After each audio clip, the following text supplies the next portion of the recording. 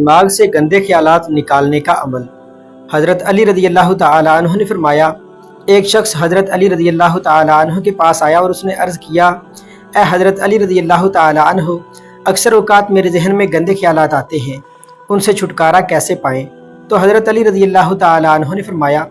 بسم اللہ الرحمن الرحیم۔ السلام علیکم ناظرین، ویلکم ٹو مہر وائس یوٹیوب چینل۔ دوستو، واضح رہے کہ انسان کو وسوسے اور خیالات آنا ایک غیر اختیاری فعل ہے۔ اسی لیے حدیث شریف میں آیا ہے کہ نبی کریم صلی اللہ علیہ وآلہ وسلم نے فرمایا، میری امت کے لوگوں کے سینوں میں جو وسوسے آتے ہیں، اللہ تبارک و تعالیٰ ان سے درگزر فرماتے ہیں جب تک کوئی شخص اس پر عمل یا اس کے بارے میں گفتگو نہ کرے۔ لہٰذا صورت مسئولہ میں سائل کو چاہیے کہ وہ وسوسوں کی طرف دھیان ہی نہ دے، اور نہ ہی اس کو بار بار خیال کر کے لانے کی کوشش کرے، اور نہ ہی ہٹانے کی کوشش کرے، بلکہ اس کی طرف التفات نہ کرے، توجہ نہ دے، اور لوگوں کو بھی نہ بتائے اور نہ ہی پریشان ہو، بلکہ ذکر اللہ کا اہتمام کرے یا اپنے آپ کو کسی کام میں مشغول کر لے۔ آمنت باللہ و رسولہ، لا حول ولا قوۃ الا باللہ، اور استغفار کے پڑھنے کا اہتمام کرے۔ حضرت ابو ہریرہ رضی اللہ تعالیٰ عنہ سے روایت ہے کہ رسول اللہ صلی اللہ علیہ وآلہ وسلم نے فرمایا، بدگمانی سے بچو، کیونکہ یہ سب سے زیادہ جھوٹی بات ہے۔ اللہ رب العزت نے سورۃ البقرہ میں فرمایا ہے، جو کچھ آسمانوں اور زمین میں ہے سب اللہ ہی کا ہے، اور اگر تم ان باتوں کو ظاہر کرو گے جو تمہارے نفسوں میں ہیں، یا ان باتوں کو چھپاؤ گے تو اللہ تعالیٰ تم سے ان کا حساب لے گا، پھر جسے چاہے گا بخش دے گا اور جسے چاہے گا عذاب دے گا، اور اللہ ہر چیز پر قدرت رکھنے والا ہے۔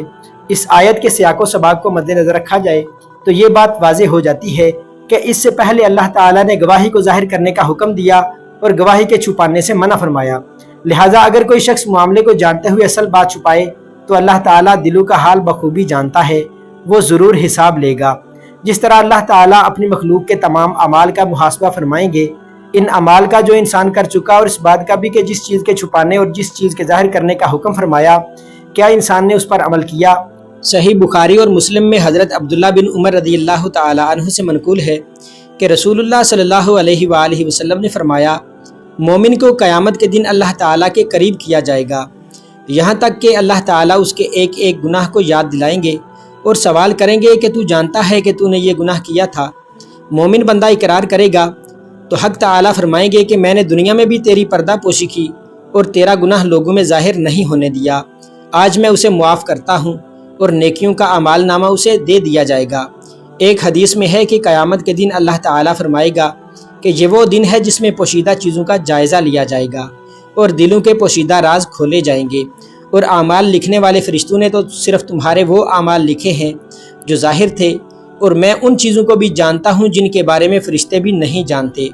اور نہ انہوں نے وہ چیزیں تمہارے نامہ اعمال میں لکھی ہیں، میں وہ سب بتاتا ہوں اور اب ان کا حساب لوں گا۔ جب سورہ بقرہ کی یہ آیت نازل ہوئی تو صحابہ کرام رضی اللہ عنہم کو بڑا فکر ہوا کہ دل میں پتہ نہیں کیا کیا خیالات آتے ہیں، اگر ان کا حساب ہونے لگا تو پھر نجات کیسی ہوگی؟ صحابہ کرام نے اس بارے میں رسول اللہ صلی اللہ علیہ وآلہ وسلم سے دریافت کیا تو آپ نے فرمایا، جو کچھ اللہ تعالیٰ نے فرمایا ہے اسے سن لو اور اس کی اطاعت کرو اور مان لو۔ پھر قرآن مجید کا یہ جملہ نازل ہوا، یعنی اللہ تعالیٰ کسی شخص کو اس کی قدرت سے زائد تکلیف نہیں دیتا، لہٰذا اس بارے میں بڑی واضح بات ذہن میں رکھنی چاہیے کہ انسان کی فطرت ہی ایسی ہے کہ اگر اس کے ذہن میں کوئی خیال آئے تو اس کو روکا نہیں جا سکتا۔ لہٰذا جب انسان خیالات کے خود بخود آنے پر قدرت نہیں رکھتا تو اللہ تعالیٰ اس پر مواخذہ بھی نہیں فرمائیں گے۔ یہ بات بھی پیش نظر رہے کہ ایک ہے خیالات کا آنا، ایک ہے خیالات کا لانا،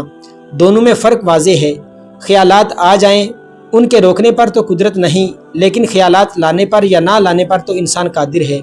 لہٰذا اگر کوئی جان بوجھ کر برے خیالات کو ذہن میں لائے تو اس پر پکڑ ہوگی، جیسے تکبر کا خیال، حسد، بغض، کینہ، دشمنی، لالچ اور دوسرے گناہوں کا خیال لانا اور ذہن میں اسے جگہ دینا، یہ برا ہے، لیکن اگر یہ خیالات خود بخود آ جائیں تو پکڑ نہیں ہوگی۔ اس لیے ارشاد نبوی صلی اللہ علیہ وآلہ وسلم ہے کہ اللہ تعالیٰ نے میری امت کے دلوں میں آنے والے خیالات کو معاف کر دیا ہے،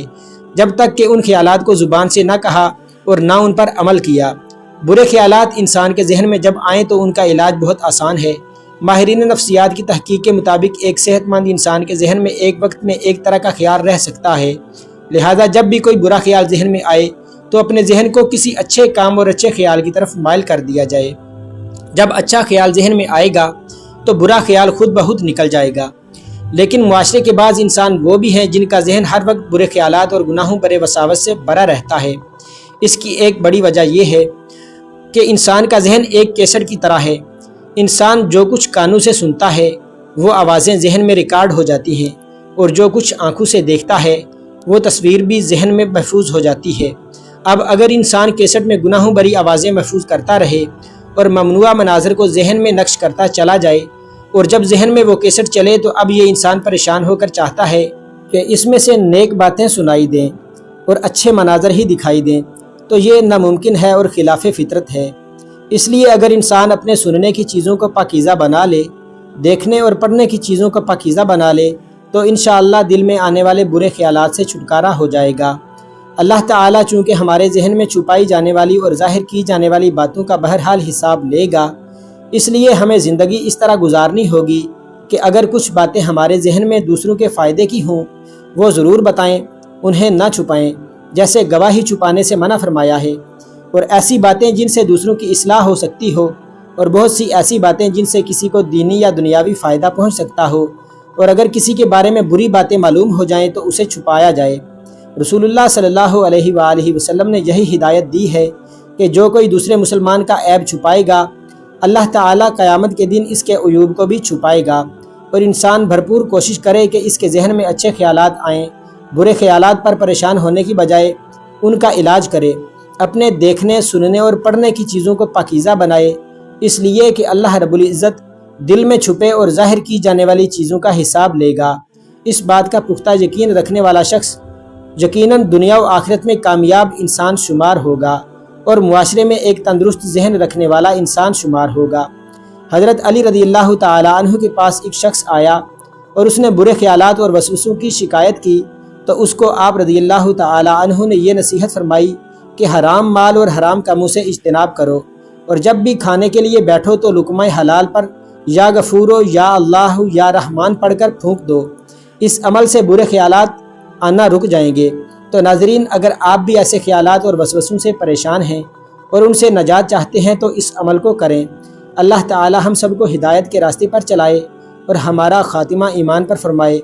آمین یا رب العالمین۔ تو دوستو، کیسی لگی آج کی یہ ویڈیو؟ کمنٹس میں اپنی قیمتی رائے کا اظہار ضرور کریے گا۔ اللہ آپ سب کا حامی و ناصر ہو۔ ملتے ہیں اب نیکسٹ ویڈیو میں، تب تک کے لیے خدا حافظ۔